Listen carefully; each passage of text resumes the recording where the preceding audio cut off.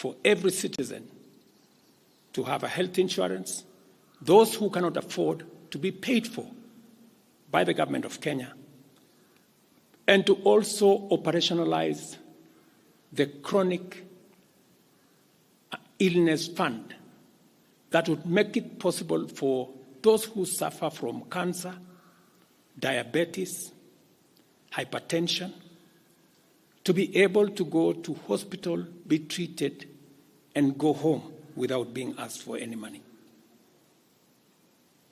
We also had planned to put in money for our coffee farmers to retire the heavy debts that are bedeviling our coffee farmers. We also had allocated money for our sugarcane farmers to make sure that our sugarcane farmers get out of the debts that they're in.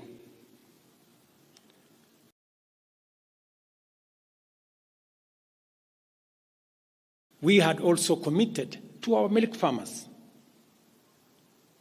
2 billion or 50 shillings per litre to make sure that these farmers, very hard-working citizens of our nation, get a fair return for their hard work and for feeding our nation.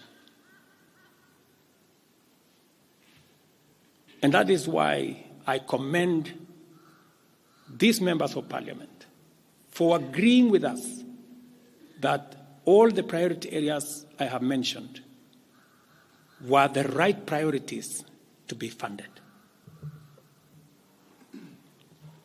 And by so doing, they supported the proposal to incorporate also the views of the people. These members of parliament came back to us after they went to listen to the people of Kenya. And they came back and reduced the budget on their own by 146 billion shillings. Notwithstanding all these concessions, it has become evident that members of the public still insist on the need for us to make more concessions. And because I run a government, but I also lead people, and the people have spoken, I am grateful to all the members of the National Assembly who voted yesterday affirmatively for the Finance Bill 2024 as amended on the floor of the House to incorporate the views generated through public participation. And following the passage of the bill, the country witnessed widespread expression of dissatisfaction with the bill as passed, regrettably resulting in the loss of life, destruction of property, and disintegration of constitutional institutions. On my own behalf, and on behalf of these members and many other Kenyans, I send my condolences to the families of those who lost their loved ones in this very unfortunate manner. Consequently, having reflected on the continuing conversation around the content of the Finance Bill 2024, and listening keenly to the people of Kenya,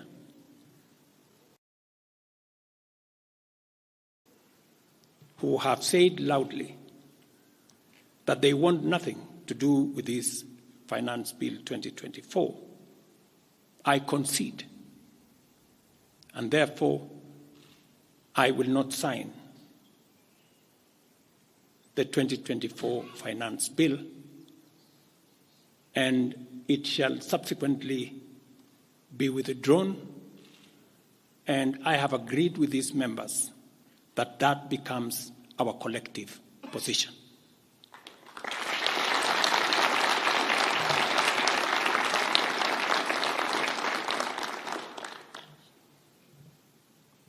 Accordingly, there is need for us as a nation to pick up from here and go into the future. And I am therefore proposing that because we have gotten rid of the Finance Bill 2024, it is necessary for us to have a conversation as a nation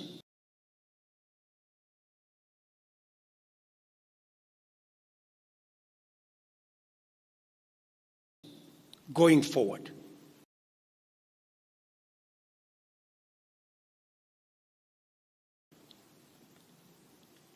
How that now, as I committed last Sunday,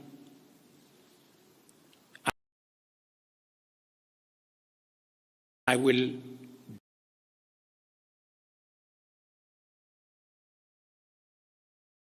be proposing an engagement for us to listen to them. As I said on Sunday, listen to their views, listen to their proposals, their ideas, their concerns, and what they think we should do better as we go forward. I am also recommending a multi-sectoral, bipartisan, multi-stakeholder engagement from civil society, religious organizations, professional bodies, for us as a nation to speak to the future of our country, again, together. And this will be on matters that are contained in the bill and matters that the people of Kenya have canvassed in the conversation that has been going on. In this regard as well, I am directing for immediate further austerity measures to reduce expenditure, starting with the Office of the President, the entire presidency, and extending to the entire executive arm of government. Operational expenditure in the presidency be reduced to remove allocations for the confidential fort, reduce travel, hospitality, purchase of motor vehicles, renovations, and other expenditures. This will cover the entire presidency and also the executive arm of government. I also propose that equally, Parliament, the judiciary, and county governments, working with the National Treasury, also undertake budget cuts and austerity to ensure that we do live within our means, respecting the very loud message that is coming from the people of Kenya.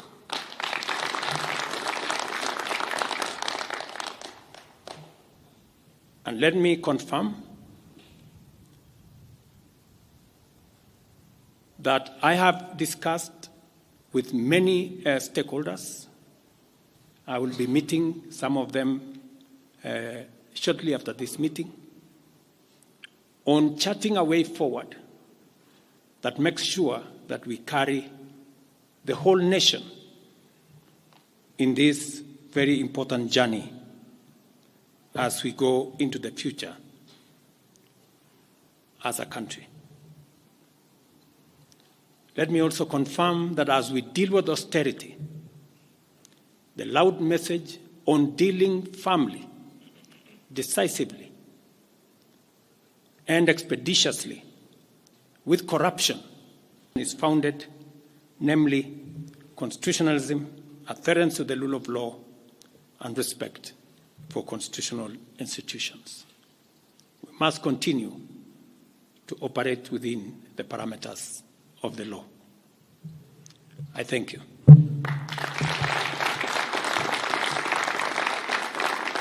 I will take a few questions, 3 questions to be specific. Thank you, Your Excellency. And the first question will start with Elizabeth Mutuku from TV47. Good evening. My question is on young leaders from the Gen Z generation who were abducted yesterday and the day before yesterday. What happens to that?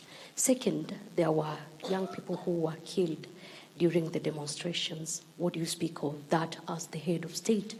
Thirdly, how do we move forward on the budget cuts, especially now that you've said that we're going to have austerity measures, yes, but how then do we secure development? Thank you very much. Please. No, it's okay. So I have said young people, 6 to be exact, 6 people yesterday lost their lives. Very unfortunately, they shouldn't have lost their lives. And I have said it is a very unfortunate situation. I wish that would not have happened. And there is a framework that will make sure that those 6 Kenyans who died yesterday will be accounted for. Number 2, I did promise the country that there will be no extrajudicial killings going forward. And ever since I came into office, there is not one incident of extrajudicial killing. What you said about abduction are statements that were attributed to some of our civil society groups, but all the people they mentioned have since been found in police custody, and those that were already processed were already released. On the matter of development that you have said, minus the finance bill, it means that some of the development programs amounting to 200 billion shillings, we will have to cut down, to delay them. They will have to wait, some of them, for next year. We will try it again. We will try next year to find some money.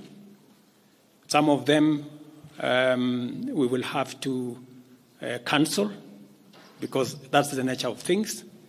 And it is because the people of Kenya have spoken loudly that they want a leaner budget for us as a country. Question number 2. We'll take the next question from Busara, K24. Naam, swali langu la kwanza ni wazi kwamba matumaini ya vijana wa Gen Z na baadhi ya Wakenya kwa wabunge yamepungua kabisa ama hata yamepotea. Kwa hivyo kama rais unachukua hatua gani kuhakikisha kwamba tunawahusisha vijana katika maamuzi muhimu hasa katika masuala ambayo yanalenga taifa ama ujenzi wa taifa? Swali lingine, je, utahakikisha vipi uwazi katika mpango wako wa kupunguza matumizi serikalini? Maana yake umesema kwamba kuna austerity measures.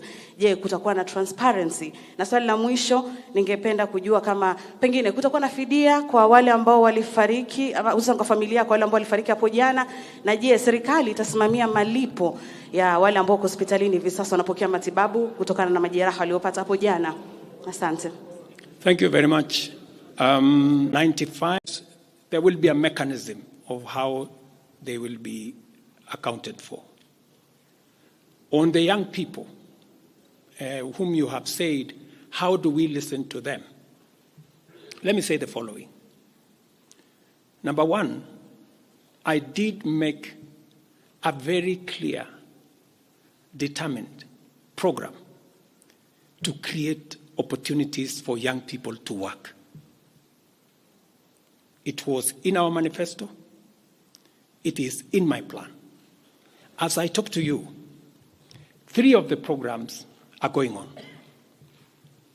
The housing program today has 160,000 young people working as engineers, as architects, as quantity surveyors, plumbers, masons, carpenters, artisans, transporters, accountants.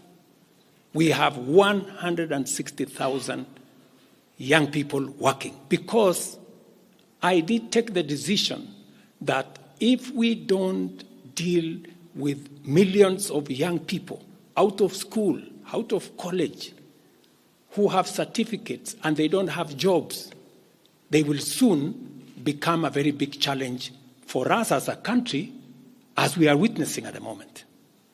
All the young people you see, they are looking for opportunity. They are looking for jobs.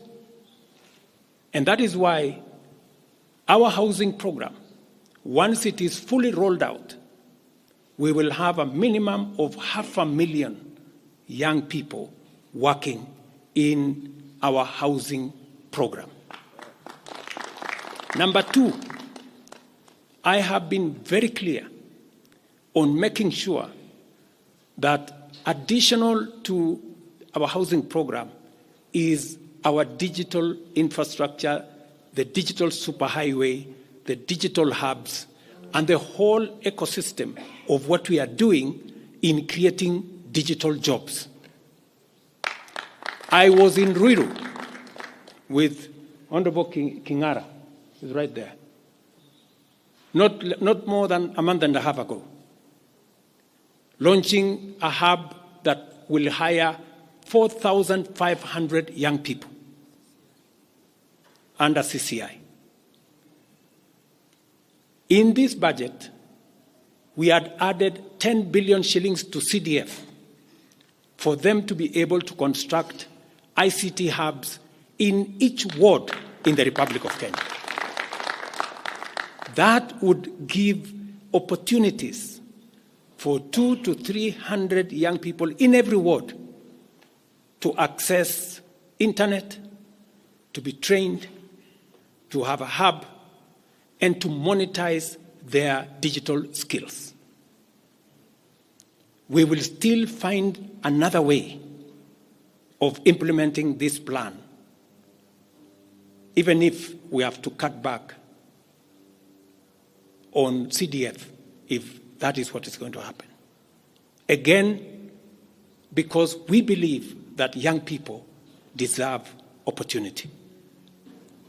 As I talk to you, we've just concluded 3 bilateral agreements, one of them with Germany, on export of labor. Because we have negotiated with many countries who are interested in the high skills of Kenyan labor.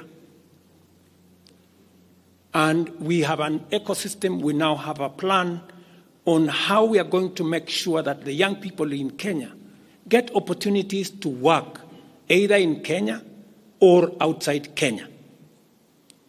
In fact, just last week, I saw on the headlines of one of the dailies, there was a gentleman from my village. He was put on the headline. And he said he operated from where I used to operate, selling chicken. That's why they put him in the headline.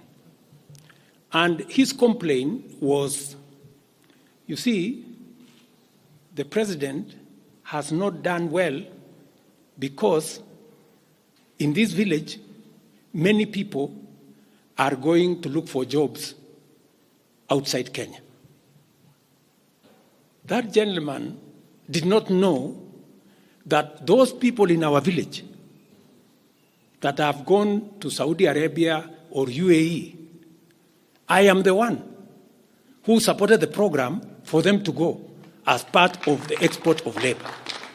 So he thought that those people were going away because there were no jobs in Kenya.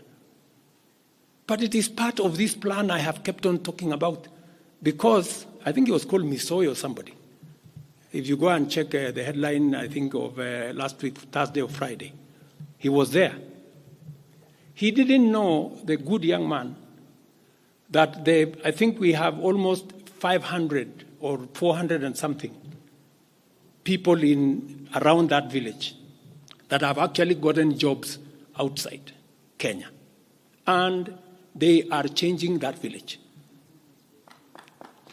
And that is actually an admission by that gentleman that our plan on export of labor is working. And number two, that when we committed ourselves to making sure that we create opportunities for young people to work, we meant it.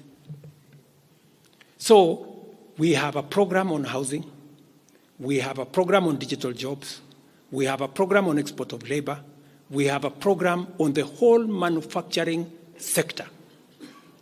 Let me give you another example. Now I'm talking this as a leader.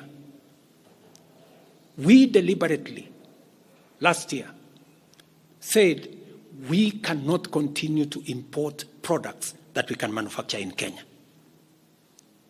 One of them was clinker, cement, furniture, steel. What has happened the last 1 year? Very many, in fact 5 to be specific, companies have sought licenses in Kenya to do clinker, to do cement. And last year, because of what we did, we reduced the import of clinker by 95%. We saved foreign exchange, we created jobs locally. I was in West Pokot with my Minister for Industrialization. I'm sure the members of West Pokot, they are here. They were there with me in West Pokot, opening a clinker factory that now hires 2,500 young Kenyans, with another almost 2,000 as drivers, support staff,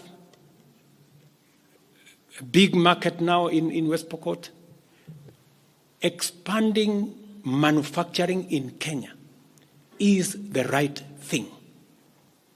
And it is the reason why some of our policy interventions on matters like imported stuff that are being manufactured in Kenya. For example, we have said substandard, low-quality imported sanitary pads from China and other places. How can they come into Kenya when we have 10 companies in Kenya hiring Kenyan young people? How can they come and compete here? All the products that we are manufacturing locally, we must protect our local industries so that they create jobs locally, so that they create opportunities locally. In this finance bill, you will also see that we have imposed duty on potatoes from Europe. Surely, how can we continue importing potatoes from Europe? And we have farmers right here in Kirinyaga. We have farmers right here in Nyandarua, in Molo, in Timau. How can we justify? How can anybody take offense that we have imposed duty on imported potatoes? We have put duty on imported eggs, on imported onions, because we must protect our local farmers. Every country does that. Every country does that. I was negotiating with the Prime Minister of India because they are imposing duty on our avocados. I was in Korea negotiating with the government of Korea because they are imposing duty on our tea, on our coffee, and on our macadamia, including our avocados. Every country does that to protect their market. unless there is a mutual agreement.